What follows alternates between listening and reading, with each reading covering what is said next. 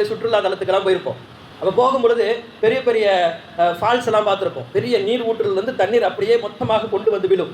அது கீழே பாறை இருக்கும். மொத்தமாக தண்ணீர் ஒரேடியாக விழும். குற்றாலத்துக்கு போனால் மழை சீசன் எல்லாம் பார்க்கலாம், அப்படியே மொத்தமாக தண்ணீர் வந்து விழும். இவ்வளவு தண்ணீர் விழுகிறதை மொத்தமாக சில நேரங்களில் எனது தலைக்கும் கூட அது ஆபத்தை விளைவிக்கும்.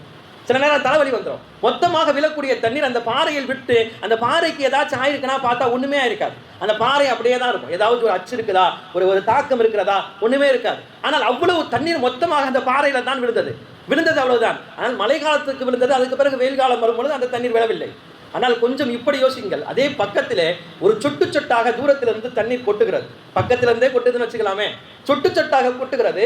ஆனால் அது இடைவிடாமல் கொட்டுகிறது. பல காலங்களாக கொட்டுகிறது என்றால் ஒரு 2-3 மாதங்கள் கழித்து நீங்கள் அந்த இடத்தில் பார்த்தால் எவ்வளவு பெரிய பாறையாக இருந்தாலும் அந்த இடத்தில் அந்த தண்ணீர் சொட்டக்கூடிய அந்த தண்ணீர் அளவுக்கு உண்டான ஒரு அசராத்தை, ஒரு தாக்கத்தை அங்கு பார்க்க முடியும். ஒரு சின்ன ஓட்டை விழுந்திருக்கும், ஒரு சின்ன குழி இருக்கும். குழி விழு அளவதற்கு இது என்ன கொட்டிய தண்ணீர் அவ்வளவு ரெடியாக கொட்டி விட்டதா? இல்லை, குழி விழ அளவுக்கு கொட்டவில்லை.